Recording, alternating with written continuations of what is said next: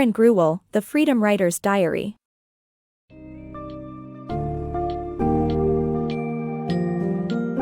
Step into the transformative journey of The Freedom Writer's Diary by Erin Gruwell, a compelling narrative about an inspiring teacher and her remarkable students. Gruwell's first year at Wilson High as an official teacher introduces the challenges of working with diverse students marked by prejudice and gang rivalries. Despite skepticism from her peers, her innovative teaching methods begin to dismantle barriers, turning a classroom into a sanctuary of understanding and tolerance. Across 4 years, this band of students evolves from viewing racial divides to discovering shared human experiences through literature. Reflect on themes of social injustice, resilience, and the transformational power of empathy as this summary delves into the profound impact a single teacher can have on marginalized youth, empowering them to find their voices and herald change as the freedom writers.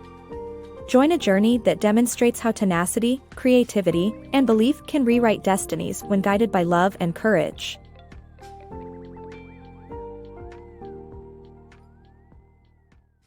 Transforming lives through empathy. Do you remember your first real job, the one that came with a wave of nervous excitement and a heavy dose of responsibility?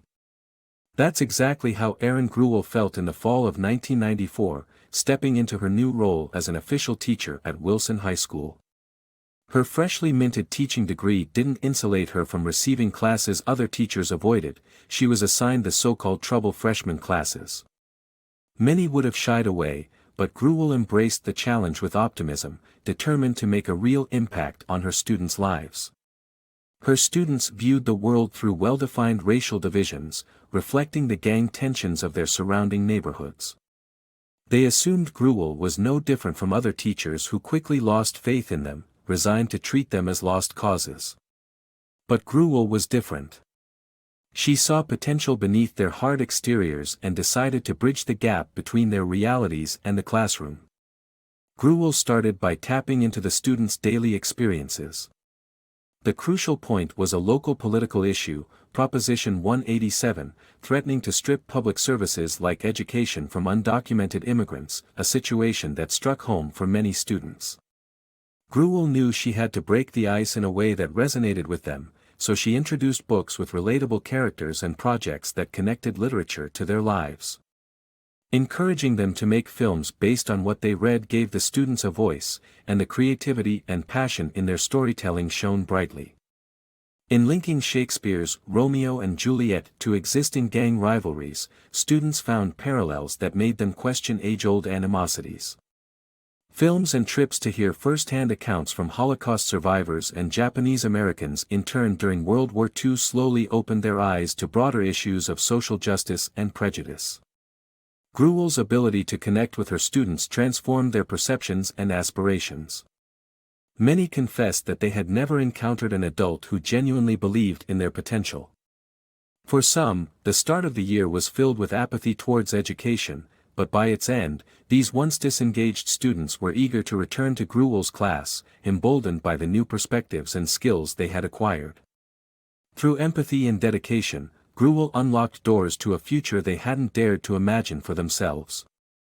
Voices of Resilience. In 1995, Erin Gruwell faced a pivotal moment at Wilson High School. Despite considering leaving due to criticism over her unconventional teaching methods, she realized her commitment to her students was too profound to abandon. Her classroom, where she'd spent a full year teaching about tolerance, became a sanctuary for her English class as they tackled powerful narratives about teens facing crises. They delved into works like The Diary of a Young Girl by Anne Frank and Zlata's Diary by Zlata Filipovic, connecting deeply with the themes of discrimination and adversity. These texts resonated with the students, igniting conversations about peer pressure and the societal barriers they faced. The story of a teen succumbing to shoplifting due to peer influence underscored the real-life implications of Gruwell's lessons. Students realized their own struggles mirrored those of Anne Frank and Zlata Filipovic, drawing parallels between historical and modern tribulations, including their experiences during the race riots in Los Angeles. Gruwell encouraged her class to reach beyond the pages of their textbooks. They wrote letters to Zlata, eventually hosting her in a week-long visit. The interaction wasn't just enlightening but empowering, illustrating a shared humanity between the students and their international guest. The presence of Zlata and her vivid accounts of life in war-torn Bosnia stood as a testament to resilience, inspiring students to see their struggles as part of a larger global narrative.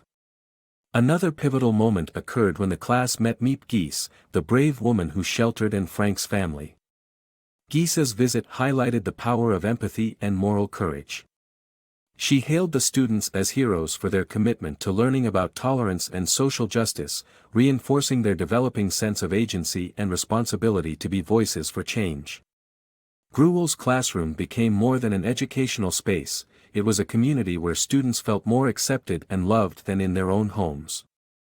They grappled with serious issues such as alcoholism and drug addiction, yet Gruwell's teachings offered them a pathway to understanding and transformation. Her class wasn't just about education, it was about nurturing resilience and pride, giving students the tools to combat prejudice and aspire toward meaningful change. In this environment, the students grew into advocates for tolerance, each empowered by the personal stories and global connections Gruwell fostered. Her steadfast dedication and innovative approach created a life-changing experience for these young individuals, transforming them into a family united by shared learning and mutual support. The birth of Freedom Writers. As Gruwell embarked on her students' junior year in the fall of 1996, the challenge was clear: make American literature as captivating as the previous year's world literature. To do so, Gruwell championed self-reliance as the year's theme. Her students explored how personal control and independence could shape their actions and decisions. They consciously chose to avoid fights, developing a sense of responsibility, even wrestling with feelings of guilt for not intervening in conflicts. Beyond self-reliance, the class confronted misogyny through Alice Walker's The Color Purple. The narrative resonated deeply, with one student grappling with memories of sexual abuse by finding strength in Celie's resilience. Another student found courage to stand up to an abusive stepfather, inspired by the class discussions. In the spring of 1997, a profound idea emerged: to compile their diary entries into a manuscript. These personal reflections, inspired by their friend Zlata, unearthed stories of abuse and murder. With the backing of millionaire philanthropist John II, computers were provided to ensure anonymity while typing their entries. This process of sharing and editing revealed common struggles, fostering an unexpected sense of unity. During this transformative time, the students studied the Freedom Riders, a courageous group from the 1960s who defied segregated travel. In a nod to their pioneering spirit, the students adopted the name Freedom Riders, eager to use their voices for change. The Freedom Riders compiled a bound manuscript of their stories and hand-delivered it to Secretary of Education Richard Riley in Washington. Their journey included moments of reflection at the Lincoln Memorial and other historical landmarks, solidifying their resolve to champion tolerance and inclusivity upon returning home. Fueled by their experiences, the students associated this renewed purpose with a burst of leadership and activism within their school community. One of the Freedom Riders even ran for and was elected senior class president. The echoes of their efforts extended beyond the classroom, highlighting the power of self-expression and collective resilience, leaving a lasting mark on their lives and legacy. A year of triumph. As senior year rolled in, Gruwell faced a new challenge in her journey as a fourth-year teacher at a school where seniority dictated class assignments.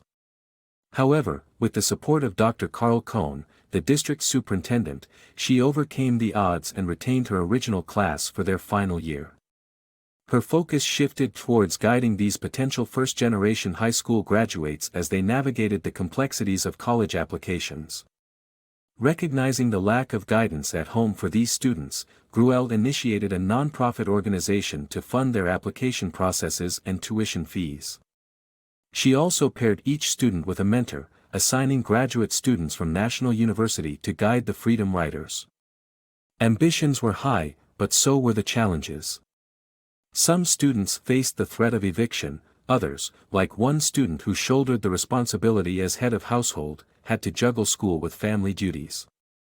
This student's struggles highlighted the resilience and community spirit among the Freedom Riders, who rallied together with Gruwell to support each member, ensuring everyone had the chance to graduate and pursue higher education. Their journey wasn't just about personal triumphs. They extended their impact by mentoring children at Butler Elementary School, empathizing with and inspiring the young students to envision a brighter future. The spring of 1998 marked a monumental time for the Freedom Riders, as they received several honors. They became the first group to win the Spirit of and Frank Award, symbolizing recognition for their collective fight against oppression. Additionally, they were honored with the Mika Award and a Southwest Airlines scholarship. Their story of perseverance and activism was immortalized when Broadway Books, ironically, the publisher of Anne Frank's diary, published their diary. Through all their struggles and victories, the Freedom Riders bore a powerful message: reject violence, embrace the power of words, and stand firm against injustice.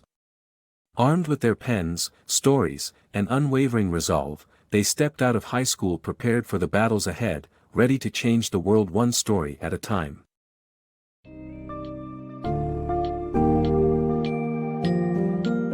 As we reach the end of the Freedom Riders' diary, we encounter a powerful testament to the resilience of the human spirit and the transformative potential of education. Gruwell's journey through her students' 4 high school years underscores the imperative of encouragement, diversity, and understanding. The students' evolution from disenfranchised youth to activists for change is a compelling reminder that empathy and education can dismantle even the most entrenched prejudices. Through diaries filled with raw honesty, these once sidelined students challenge societal norms, advocating for tolerance and action against injustice. Gruwell's unwavering belief in their potential propels them to discover the strength within themselves to aspire for higher education. Their collective story, harnessed in a published diary, serves as a call to abandon violence and embrace the pen, inspiring future generations to stand resilient in the face of adversity. Remember, real change starts from within, driven by stories shared and voices heard.